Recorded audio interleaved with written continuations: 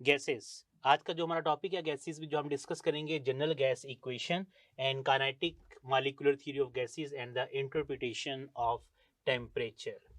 So let's start from the general gas equation. General gas equation is the combination of three law: Boyle's law, Charles' law, and Avogadro's law.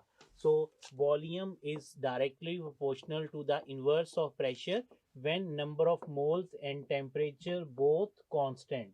This is Boyle's law.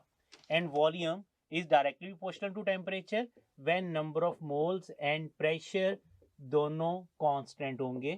And volume is directly proportional to number of molecules when temperature and pressure both remain constant. So these are three laws. अगर हम तीनों को combine करेंगे तो volume directly proportional to NT over P and यहाँ पर proportionality constant जो होगा वो R होगा. V is equal to R NT over P and the equation become PV is equal to nRT. This is called ideal gas equation या हम इसे general gas equation कहते हैं. अगर हम n की वैल्यू को 1 पुट करें the equation become PV is equal to RT के इक्वल होगा. अगर n की वैल्यू 1 होगी तो PV is equal to RT. This is also the ideal gas equation. So PV is equal to nRT और n को हम 1 के इक्वल पुट करेंगे. Equation become PV is equal to RT. R यहाँ पर कांस्टेंट है. R is equal to PV over T. So for the specific amount of a gas R जो होगा वो कांस्टेंट रहेगा. सो हमारे पास equation P1 V1 over T1 can be equal to P2 V2 over T2. So these three are the general gas equation. तीनों को हम इसके लिए कैलकुलेशन के लिए यूज कर सकते हैं. PV P1 V1 over T1 is equal to P2 V2 over T2.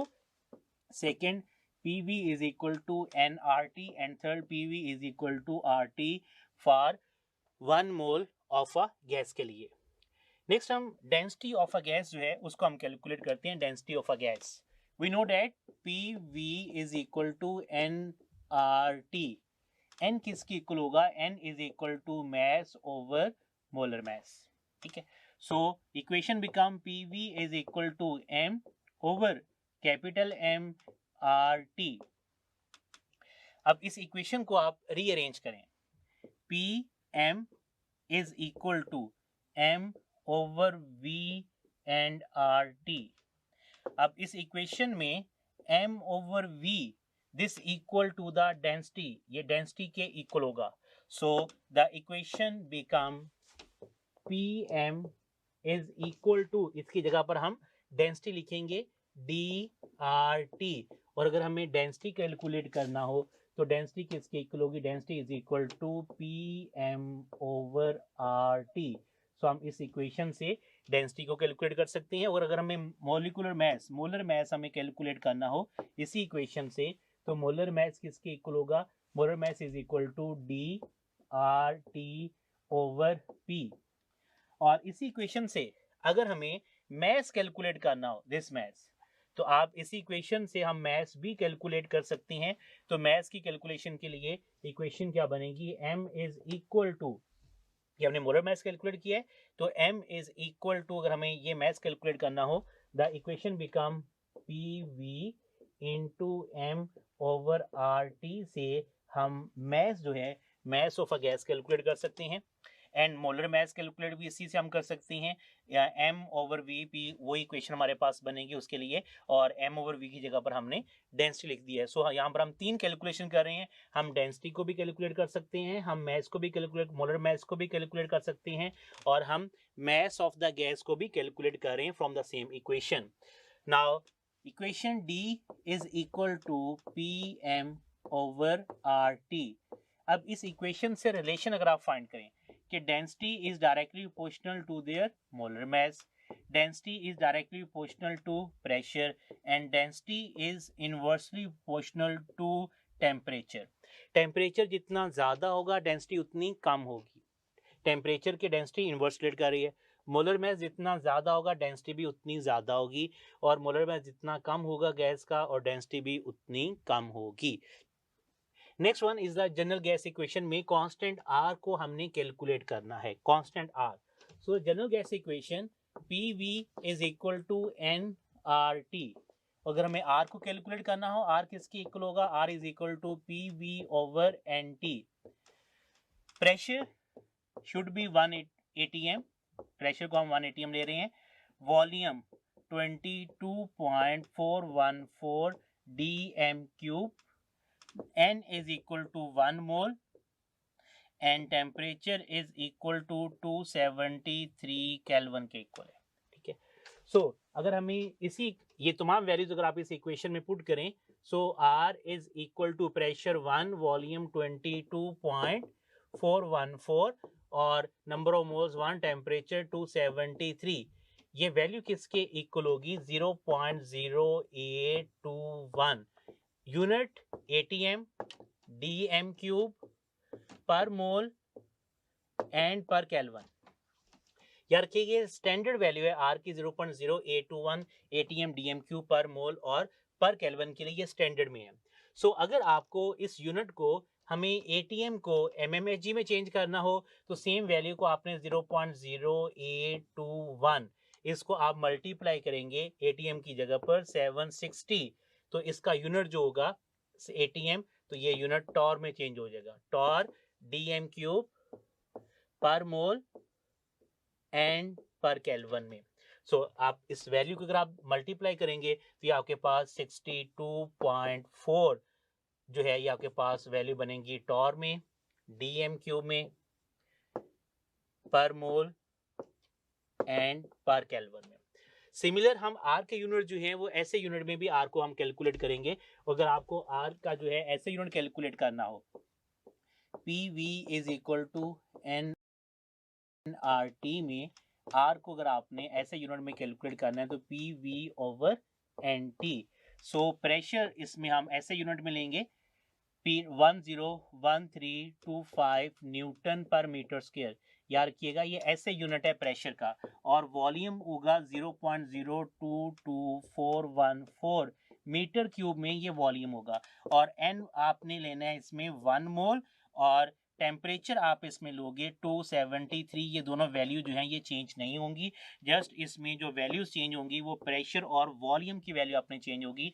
तो यहाँ पर हम कैलकुलेट कर रहे हैं SI यूनिट में value of R in SI unit. So जब हम वैल्यू ऑफ R ऐसे यूनिट कैलकुलेट करेंगे, आप इसमें इस इक्वेशन में ये वैल्यूज तमाम पुट करेंगे तो R is equal to pressure 101325, volume 0.022414 metre cube में होगा, 1 इंटू 273।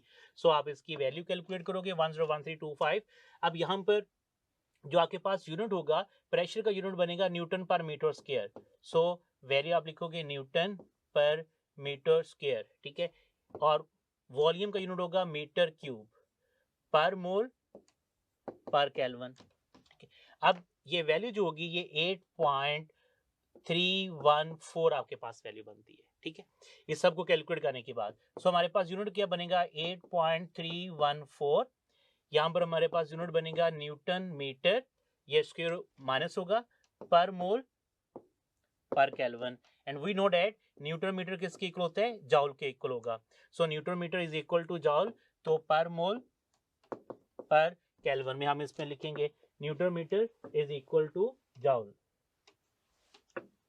सो यहाँ पर न्यूटन मीटर को जगह हम जॉल लिखेंगे तो 8.314 जॉल पर मोल पर केल्विन, ये ऐसे यूनिट है, जबकि ये स्टैंडर्ड यूनिट है। और यहाँ पर आपने एक पॉइंट समझना है, यहाँ पर आपको स्टैंडर्ड वैल्यू यूज करना हो 22.414, उसकी जगह पर आप 0.0821 लिख सकते हैं, और अगर आपने 0.0821 लिखना हो उसकी जगह पर आप ये वैल्यू यूज कर सकते हैं 22.414 ओवर 273। अभी हम आगे जाके MCQs करेंगे तो आपको आइडिया हो जाएगा कि हम इस वैल्यू को कैसे यूज करेंगे MCQs के लिए। So these are the different values of R जो हमने कैलकुलेट किए, और दिस इज अ ऐसे यूनिट ऑफ R। नेक्स्ट हम MCQs डिस्कस करते हैं। Which of the following gas has lowest density at room temperature? We know that the relation D is equal to PM over RT. So molar mass का density का relation क्या है, direct है। सो lowest density पूछा गया है, carbon monoxide का molar mass 28, nitrogen का मोलर मास 28, नियोन का मोलर मास 20 और अमोनिया 17। सो लोएस्ट डेंसिटी किसकी होगी, ammonia gas has the lowest density. Next one है kinetic molecular theory. Kinetic molecular theory में फर्स्ट में कुछ साइंटिस्ट की कंट्रीब्यूशन है जिसको आपने अंडरस्टैंड करना है। Bernoulli is the founder of KMT. Clausius derived the kinetic equation and deduced all the gas laws from kinetic molecular theory. Maxwell ने law of distribution of velocity को प्रेजेंट किया था। बोल्ट्जमैन ने स्टडी किया था distribution of energy among the molecules। और van der वाल corrected the pressure and volume of factors of ideal gas equation to make it applicable to real gas equation के लिए वैन डर वाल ने pressure और volume को correct किया था। Now we study the postulates of kinetic molecular theory. First postulate, every gas consists of a large number of very small particles called molecules like helium, neon, argon have monatomic molecule. Mean her gas जो है large number of small particle पर consist है। Number two, the molecules gas move haphazardly colliding among themselves with the wall of the container और direction को change करते हैं। Number three, the pressure exerted by gas molecules due to their collision। और याद रखिएगा इसमें जो collision है वो perfectly elastic collision होती है। और ये परफेक्टली इलास्टिक कोलिजन आपको पास पेपर एंट्रेंस का क्वेश्चन भी है कि केएमटी के अकॉर्डिंग जो है गैस के मॉलिक्यूल्स के दरमियान जो कोलिजन है वो परफेक्टली इलास्टिक होगी। Number four, the molecule gas are widely separated. इनके दरमियान काफी ज्यादा स्पेस होती है फ्रॉम वन अनदर और सफिशिएंट एम्प्टी स्पेसेस हैं गैस के मॉलिक्यूल्स के दरमियान। Next one, the molecules of gas have no force of attraction. याद रखिएगा बहुत इंपॉर्टेंट ये पोस्टुलेट है। According to KMT, there is no force of attraction between the gas molecules. KMT के अकॉर्डिंग गैस मॉलिक्यूल्स में कोई फोर्स ऑफ अट्रैक्शन नहीं है। एक्चुअल वॉल्यूम अगर हम गैस के मॉलिक्यूल को कंपेयर करती हैं तो वो नेग्लिजिबल है। जो वॉल्यूम ऑक्युपाइड किया होगा उसके कंपैरेटिवली एक्चुअल वॉल्यूम गैस के मॉलिक्यूल का नेग्लिजिबल होता है। Next, the motion impart of the molecules by gravity वो नेग्लिजिबल है as effect of the continued collision between them. क्योंकि दरमियान जो कंटिन्यू कोलिजन है तो मोशन जो ग्रेविटी अप्लाई कर रही है वो भी नेग्लिजिबल है। And the last point is average kinetic energy of gas molecules varies directly as the absolute temperature. Mean हम लिख सकते हैं kinetic energy is directly proportional to absolute temperature। याद रखिएगा यहाँ पर टेम्परेचर शुड बी एब्सोल्यूट। यहाँ पर टेम्परेचर जो है ये एब्सोल्यूट होना चाहिए। Mean it should be in kelvin scale. Temperature should be in kelvin scale. अगर सेल्सियस में होगा तो ये एप्लीकेबल नहीं होगा। जो भी आपको टेम्परेचर सेल्सियस में दिया जाएगा आपने उसको चेंज करना है केल्विन में और आप उसका काइनेटिक एनर्जी का रिलेशन फाइंड करोगे। नेक्स्ट हम इसकी क्लॉसियस काइनेटिक एनर्जी की इक्वेशन जो है PV1/3 mn c square bar. यहाँ पर c स्क्वायर बार जो है it is called the mean square velocity और इस इक्वेशन को हम काइनेटिक इक्वेशन कहते हैं। And second, relationship between the absolute temperature and velocity of a gas molecule का तो मैक्सवेल डिस्ट्रीब्यूशन लॉ के अकॉर्डिंग CRMS 3RT/M। सो इसी से हम रिलेशन फाइंड कर सकते हैं। CRMS is inversely proportional to the under root of molar mass. Mean जिस गैस का मोलर मास ज्यादा होगा उसकी CRMS जो होगी वो कम होगी। Conclusion, in gases and liquid, in gases and liquid temperature is the measure of average translational kinetic energy। बहुत इंपॉर्टेंट पॉइंट है। गैसेस और लिक्विड में टेम्परेचर जो है वो एवरेज ट्रांसलेशनल काइनेटिक एनर्जी का एवरेज है, जबकि सॉलिड में temperature is the measure of average vibrational kinetic energy. As we know that के solid have only vibrational motion, उसके अलावा उसमें कोई भी मोशन नहीं होती। Average translation kinetic energy of gas molecule is directly proportional to the kelvin temperature. जो average translation kinetic energy है वो टेम्परेचर के डायरेक्टली प्रोपोर्शनल है, but the temperature should be in kelvin. E के directly proportional to temperature. When heat flows from one body to other body, the molecules in the hotter body give up some of their kinetic energy through the collision to the molecules in the colder body। Mean अगर आपके पास दो vessels हैं, इस vessel का temperature से 60 degree C है और इस वेसल का टेम्परेचर 30 डिग्री सी है, इन दोनों को आपस में कनेक्ट करती हैं तो इस ए वेसल से बी वेसल में हीट ट्रांसफर होगी जब तक दोनों का टेम्परेचर इक्वल ना हो जाए। सो ये हॉटर बॉडी है और ये कोल्डर बॉडी होगा। नेक्स्ट है काइनेटिक इंटरप्रिटेशन ऑफ टेम्परेचर की। फर्स्ट में डेरिवेशन जो इक्वेशन है E के 3RT/2Na। इस इक्वेशन से हम ये फाइंड करती हैं कि E के average translational kinetic energy is directly proportional to temperature, but this temperature must be absolute. ये टेम्परेचर जो है ये एब्सोल्यूट होना चाहिए और इसमें 3R/2 Na to Na जो है ये कांस्टेंट है, these parameters are constant. So idea of heat flow: when heat flow from a body at high temperature to a body at low temperature, molecules in the hotter body give up some of the kinetic energy to the molecules of the colder body. किस वजह से? Collision की वजह से वो अपने heat को transfer करते हैं. Temperature gas and the liquids, temperature liquid के लिए और गैसेस के लिए किसका एवरेज ट्रांसलेशनल काइनेटिक एनर्जी का मॉलिक्यूल्स की एवरेज ट्रांसलेशनल काइनेटिक एनर्जी है. लेकिन सॉलिड के लिए ये vibrational temperature the measure of average vibrational kinetic energy molecule because solid molecules show only vibrational motion. Absolute zero में at which the molecular motion cease, very important ये line है कि absolute zero पर gas के molecule की जो motion है वो सीज हो जाती है, रुक जाती है. MCQs. The concept of distribution of velocities among the gas molecules was given by किसने किया था? मैक्सवेल ने डिस्ट्रीब्यूशन ऑफ वेलोसिटी का कॉन्सेप्ट दिया था. ये हमने introduction of kinetic molecule theory में हम पढ़ कर आए हैं. Next question, which gas has maximum root mean square velocity? We know that CRMS का रिलेशन क्या है? CRMS is inversely proportional to the under root of their molecular mass. So maximum पूछे जिसका मोलर मास मिनिमम होगा. सो इन gases के molar mass आपको पता होना चाहिए. कार्बन मोनोऑक्साइड का 28 है, ठीक है. नाइट्रोजन 16 + 14 इसका 30 है. हीलियम का molar mass 4 and 17. So the option is ammonia maximum, जिसका मोलर मास कम होगा. Next one, following gas will have the maximum kinetic energy at STP. STP standard temperature pressure पर किस गैस की काइनेटिक एनर्जी मैक्सिमम होगी? We know that kinetic energy is directly proportional to temperature. अगर temperature constant है तो तमाम gases की kinetic energy भी कांस्टेंट होगी. सो the option is delta, all gases have the same kinetic energy. Next question, at the same temperature which substance has high kinetic energy? याद रखिए कि यहाँ पर क्या है, सेम टेम्परेचर सेम है और कहाँ पर काइनेटिक एनर्जी जो है वो मैक्सिमम होगी. Solid piece of iron, liquid water, N2 gas in the container या solution of alcohol in water. So ये क्या है? ये लिक्विड है.